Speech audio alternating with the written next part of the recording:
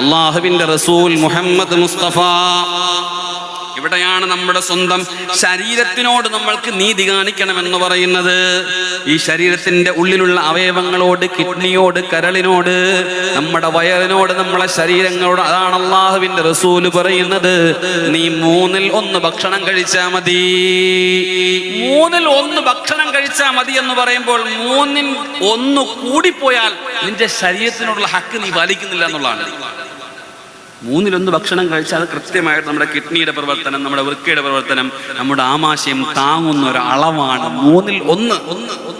ഇത് വയറ് നിറയെ അങ്ങോട്ട് കഴിക്കുമ്പോൾ കിഡ്നി താങ്ങൂല, അപ്പോഴാ കിഡ്നി പേഷ്യന്റ് ആവുന്നത്. വയറ് താങ്ങൂല, അപ്പോഴാ ഗ്യാസ് പ്രോബ്ലം ഉണ്ടാവുന്നത്. ഇത് പറയുന്ന ഞാനും നിങ്ങളൊക്കെ ശരിയാ. രുചിയുള്ള ഭക്ഷണം കിട്ടിയാൽ നമ്മൾ പിന്നെ അതിനകത്തൊരു കുറവ് വരുത്തൂലല്ലോ. അപ്പൊ ജുമായ്ക്ക് തന്നെ ഇവിടുന്ന് കഴിഞ്ഞ് ജുമായ്ക്ക് അവിടെ ചെന്നിരിക്കുമ്പോൾ സുഭിക്ഷമായ ബിരിയാണിയാണ്, ഒരു ആഹ്ലാദ സന്തോഷമാണ്. അത് പറയുന്നത് ഞാൻ ശരിയാണ്. പക്ഷെ റസൂലുള്ള പറഞ്ഞ എന്താ? നിന്റെ ശരീരത്തിനോട് നീ കാണിക്കുന്ന നീതിയല്ല, നിന്റെ ആമാശയം താങ്ങൂല. നോക്ക്, ഇബാദത്തിൽ പോലും രാവിലെ മുതൽ വൈകുന്നേരം വരെ നിസ്കരിക്കാൻ ഒരൊറ്റ ആളോട് അല്ലാഹ് പറഞ്ഞിട്ടുണ്ടോ? ഇല്ല. നീ സുബഹിക്കൊന്ന് പള്ളി വന്ന് സുബഹിക്ക് 5 റക്അത്ത് പറഞ്ഞോ, 10 റക്അത്ത് പറഞ്ഞോ? ഇല്ല, 2 റക്അത്ത് സിമ്പിൾ നിസ്കാരം, ലഘുവായ നിസ്കാരം. നിങ്ങൾ നോക്ക്, ളുഹറിന് മുമ്പ് ഒരു ഉറക്കമുണ്ട്, കൈലൂലത്തിന്റെ ഉറക്കം. നീ അത് ഉറങ്ങിക്കോ, സുന്നത്താണ്. നോക്ക്, നല്ല ചൂടുള്ള സമയം, നല്ല ക്ഷീണമുള്ള ഒരു 11 മണിയാകുമ്പോൾ നീ ഒന്ന് വിശ്രമിച്ചോ. നിന്റെ ശരീരത്തിന്റെ മേൽ നിനക്ക് ഹക്ക് പാലിക്കാനുള്ള നീതിയാണത്. നിന്റെ ബോഡിയോട് നീ കാണിക്കുന്ന നീതിയാണ്. ആ നീതി കാണിച്ചാൽ നീ രോഗിയാവില്ല എന്നാണ്.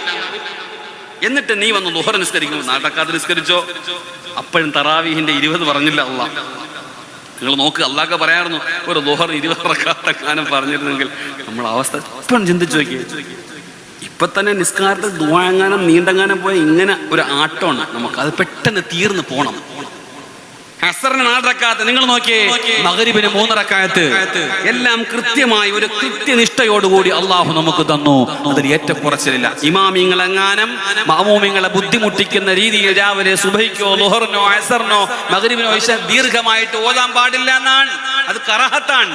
ഒരു സ്വഹാബി അങ്ങനെ ഓതിയപ്പോൾ അള്ളാഹുവിന്റെ റസൂൽ വിളിച്ചു, നീ നിസ്കാരത്തിൽ മഅമൂമിങ്ങളെ ബുദ്ധിമുട്ടിക്കുകയാണോ?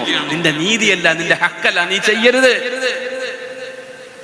എല്ലാ പള്ളികളിലെ ഇമാമിയങ്ങളും മഅമൂമിങ്ങളെ ഒന്ന് തൃപ്തിപ്പെടുത്താൻ വേണ്ടിയിട്ട് ഏതെങ്കിലും സൂറത്തിന്റെ ഇടയ്ക്ക് മുതൽ ഇങ്ങനെ നീട്ടി അങ്ങ് ഓതും. അത് ഫുഖഹാക്കൾ അനുവദിക്കുന്നില്ല കേട്ടോ. ഫുഖഹാക്കൾ പറയുന്ന ഒരു സൂറത്തിന്റെ, ഷാഫി ഇമാം, പ്രത്യേകിച്ച് ഷാഫി ഇമാം പറയുന്നത്, നമ്മളെ മദ്ഹബിന്റെ ഷാഫി ഇമാം ഒരു പരിപൂർണമായ സൂറത്ത് ഓതണം എന്നാണ്.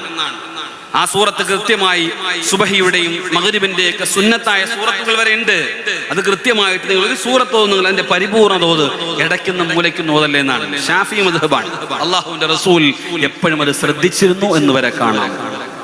അള്ളാഹു നമുക്ക് ഈമാൻ തരുമാറാവട്ടെ.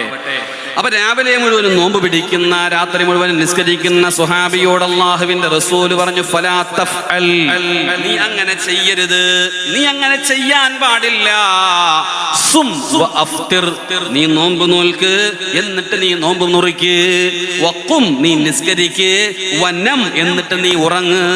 എന്നിട്ട് റസൂലുള്ള ഒരു ഭാഷ പറയുന്നുണ്ട്, മനുഷ്യരെ, ഫഇന്ന ലിജസദിക അലൈക ഹഖ്ഖാ, നിന്റെ ബോഡിയോട്, നിന്റെ ശരീരത്തോട് അള്ളാഹു തന്ന നിന്റെ ശരീരം അത് യഥാർത്ഥത്തിൽ നിന്റെ അല്ല, അത് അള്ളാന്റെയാണ്. അതിന്റെ ഉടമസ്ഥവൻ അള്ളാഹു ആണ്.